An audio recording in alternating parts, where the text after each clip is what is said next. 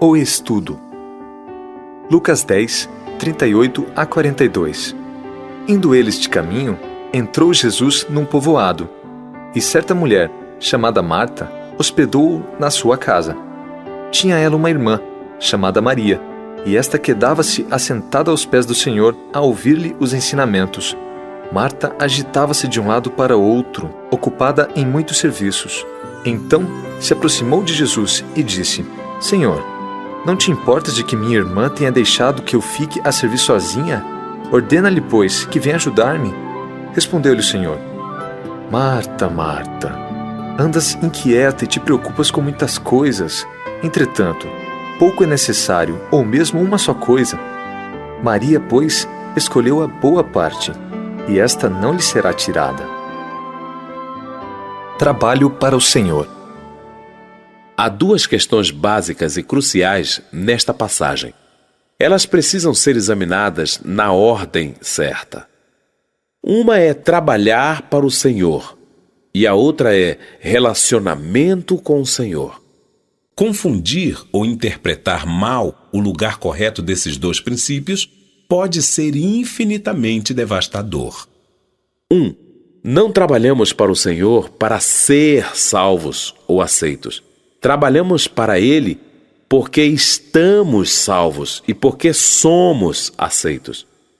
2. Podemos ser salvos apenas através do relacionamento que aumenta ao sentarmos aos seus pés e ouvirmos a palavra.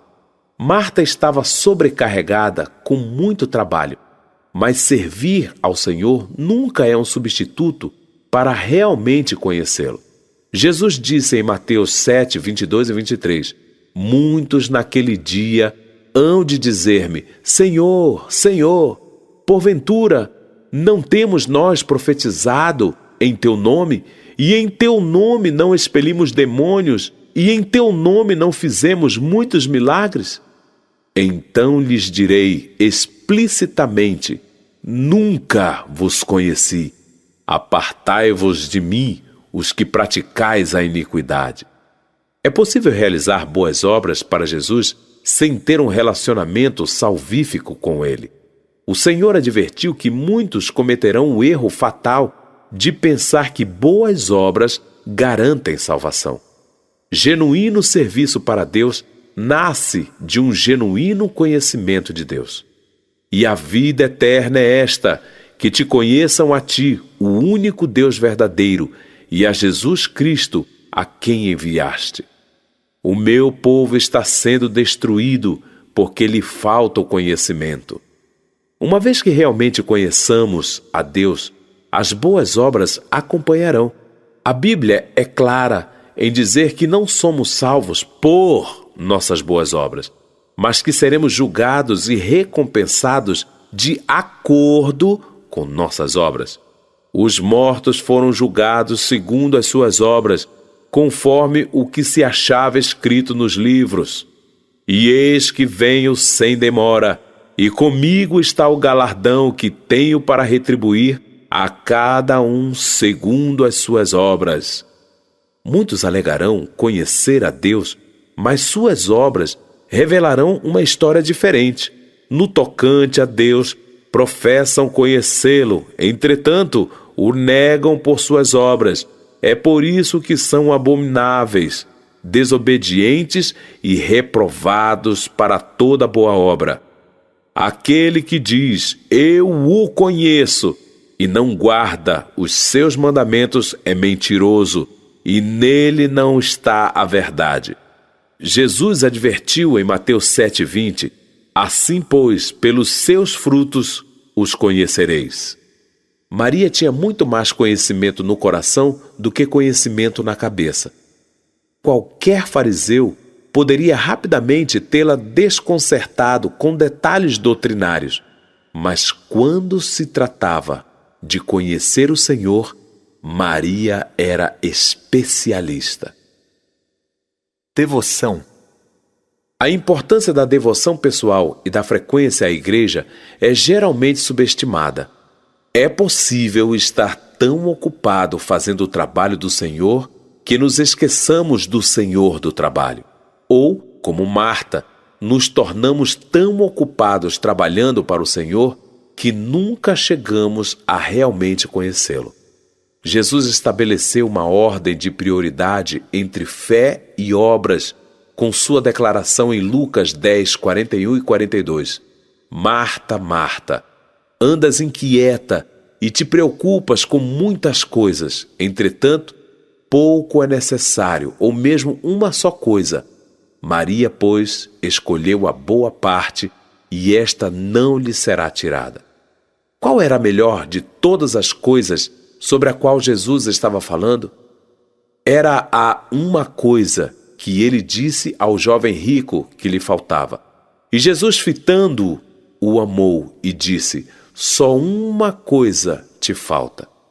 É a mesma coisa que ele sempre enfatizou: dar a Deus o primeiro lugar, buscar um conhecimento do Senhor que resulta em fé salvadora.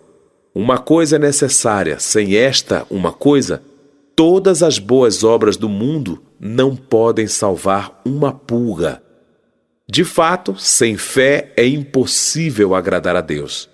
Porque pela graça sois salvos, mediante a fé, e isto não vem de vós, é dom de Deus, não de obras, para que ninguém se glorie. Jesus disse que a única boa obra que pode nos salvar é crer nele.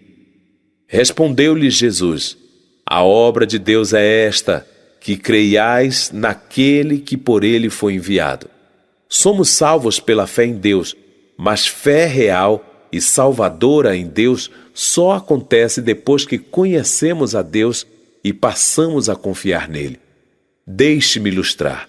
Se alguém totalmente estranho se dirigisse a mim no aeroporto e me estendesse um cheque de $1 milhão, eu ficaria mais desconfiado do que feliz. Por não conhecer a pessoa, eu questionaria se isso era uma brincadeira ou armadilha.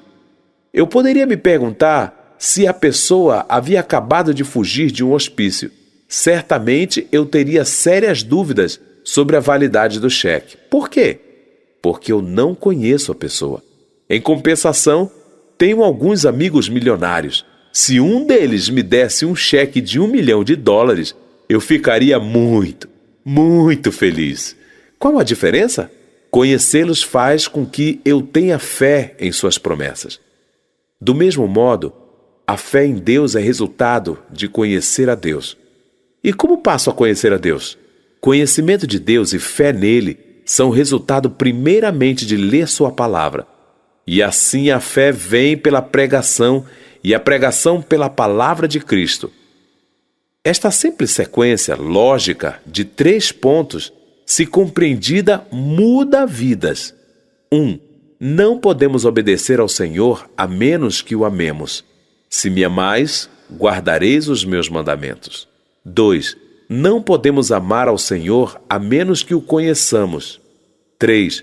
Não podemos conhecer ao Senhor a menos que passemos tempo regular com Ele, aos seus pés, aprendendo quem Ele realmente é.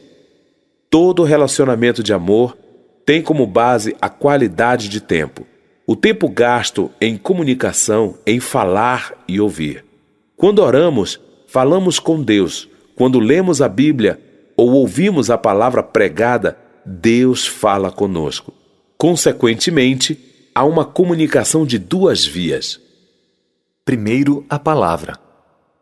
Como Maria descobriu, sentar-se aos pés de Jesus e ouvir a palavra se torna uma prioridade para todo cristão repleto com o Espírito. Os apóstolos agiram com base nesse princípio de prioridade quando ordenaram os 7 diáconos. Então, os 12 convocaram a comunidade dos discípulos e disseram: não é razoável que nós abandonemos a palavra de Deus para servir às mesas. Mas, irmãos, escolhei dentre vós 7 homens de boa reputação, cheios do Espírito e de sabedoria, aos quais encarregaremos deste serviço. E, quanto a nós, nos consagraremos à oração e ao ministério da palavra. Simplificando, a palavra deve ser mais importante que o trabalho. O trabalho do Senhor nunca florescerá até que a palavra do Senhor tenha preeminência no coração de seu povo. Se um homem tem uma parada cardíaca e os paramédicos chegam e começam a lavar seu rosto, lixar as unhas e pentear o cabelo em vez de aplicar a ressuscitação cardiopulmonar, ele provavelmente morrerá. Ou tente reviver uma planta desidratada tirando o pó das folhas em vez de regar suas raízes.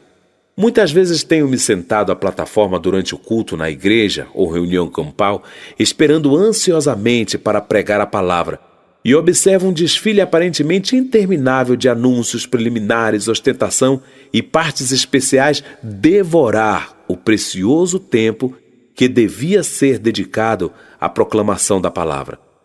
Quando finalmente abro a Bíblia para expor a palavra de Deus, muitos na congregação estão agitados e impacientes, olhando para os relógios, preparados para sair. Outras pessoas que sofrem de hipoglicemia são incapazes de compreender o que estou dizendo. Ao Senhor são oferecidas nossas sobras mentais, uma oferta imperfeita de nossa atenção. Por mais importantes que sejam anúncios na igreja, música especial, dedicação de bebês e até mesmo batismos e ceias nunca deveriam tomar o lugar ou ofuscar a leitura da Santa Palavra. Maná pela manhã. De manhã é o melhor período para passar a conhecer a Deus. Esse princípio ficou profundamente impressionado nos filhos de Israel através da dádiva diária do maná. O alimento angelical caiu do céu cedinho de manhã, 6 dias na semana, durante 40 anos. Se alguém esperasse demais para colhê-lo, o maná evaporava no calor do sol do deserto. Colhiam-no, pois, manhã após manhã, cada um quanto podia comer, porque em vindo o calor se derretia.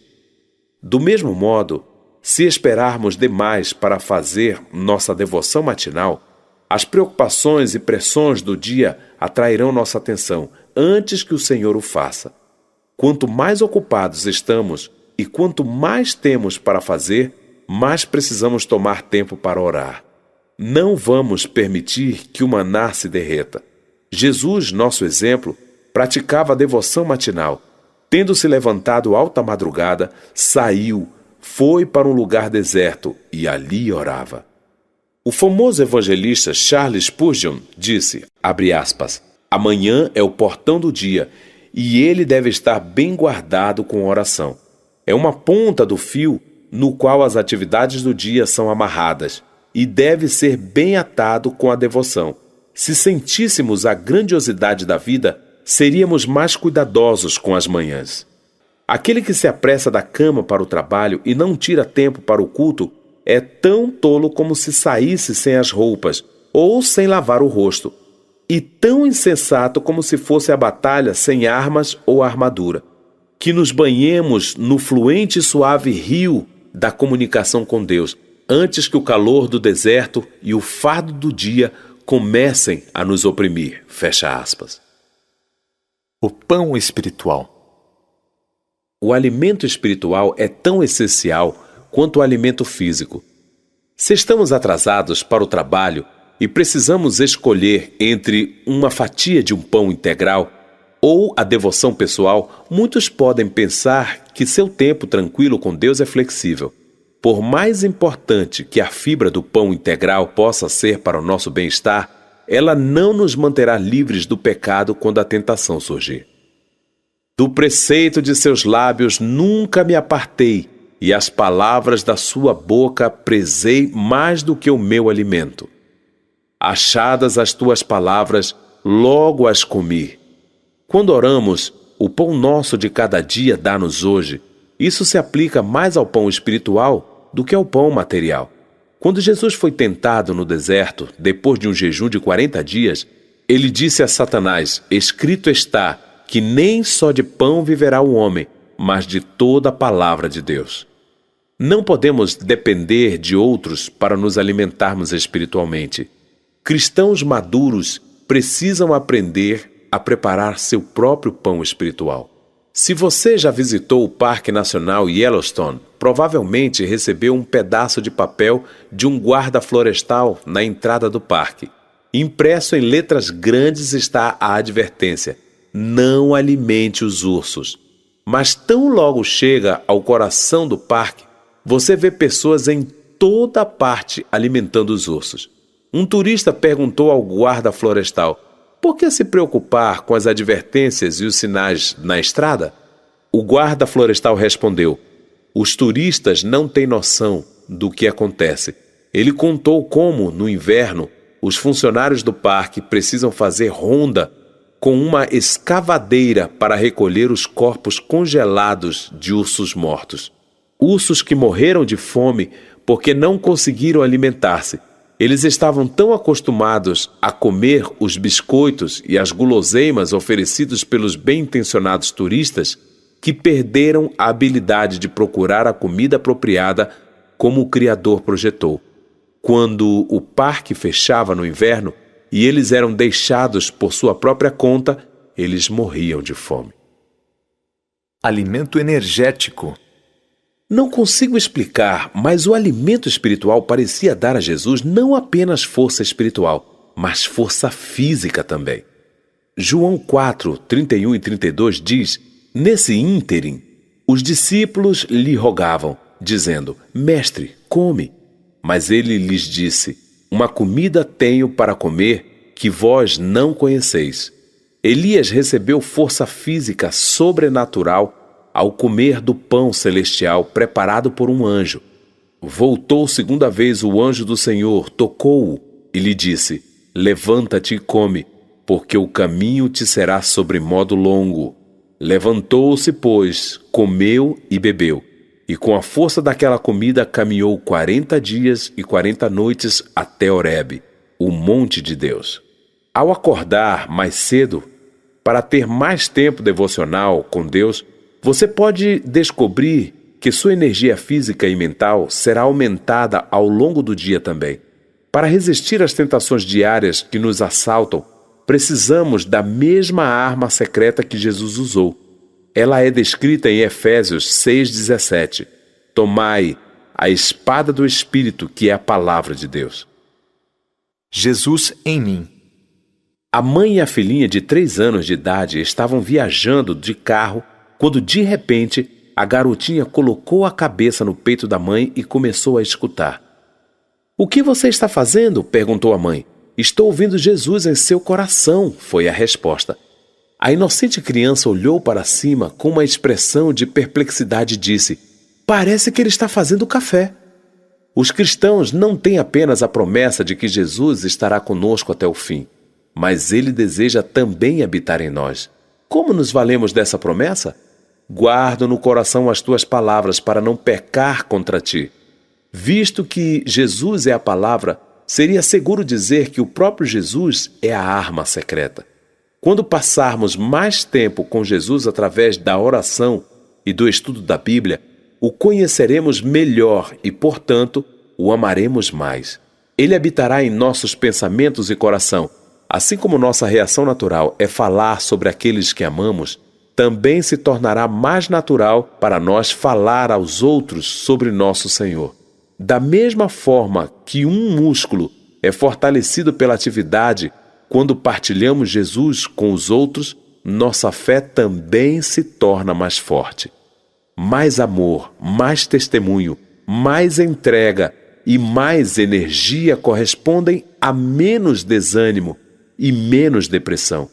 Tudo isso é uma reação em cadeia que acontece ao se usar a arma secreta da devoção pessoal. Todos nós precisamos e desejamos desesperadamente que Jesus habite em nosso coração. Como colocamos lá? Uma vez que o outro nome para Jesus é a palavra, ao lermos a palavra, estamos claramente convidando Jesus para entrar em nosso coração, em nossa mente e em nossa vida. Cristo em vós, a esperança da glória. Biblicamente ignorante. Uma das coisas mais simples e mais importantes que podemos fazer para experimentar uma renovação em nossa vida é ouvir a palavra. Mas em anos recentes, tenho ficado cada vez mais assustado com a espantosa ignorância das Escrituras que observo nas igrejas e nas escolas cristãs que visito. A seguir está uma lista de respostas cômicas dadas por alunos a respeito de questões bíblicas básicas. 1. A esposa de Ló era uma coluna de sal de dia e uma bola de fogo à noite. 2. Moisés foi ao topo do monte Cianeto para receber os 10 mandamentos. 3. O 7º mandamento é: não deves permitir o adultério. 4. Josué conduziu os hebreus na batalha de Jeritó. 5. As pessoas que seguiram a Jesus foram chamadas de 12 decibéis. 6. As epístolas eram as esposas dos apóstolos. 7. Davi lutou com os Frankensteins, uma raça de gente que viveu nos tempos bíblicos. 8. Um cristão deve ter apenas uma esposa. Isso é chamado de monotonia. Infelizmente, essas respostas cômicas das crianças refletem uma intrínseca crise espiritual entre os adultos. Leis espirituais e físicas. Bem no início de minha experiência cristã, encontrei um homem que causou uma impressão muito profunda em minha mente sobre a verdade. Um dia, enquanto eu descia a rua, ouvi sua bicicleta de 3 rodas ranger atrás de mim.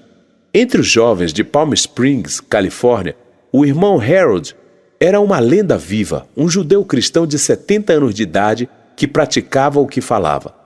O dia do irmão Harold começava às 4 horas da manhã, com 2 horas de estudo da Bíblia e oração, seguidas por algumas horas na rua distribuindo folhetos. Depois disso, ele saía para o hospital, onde servia como capelão voluntário.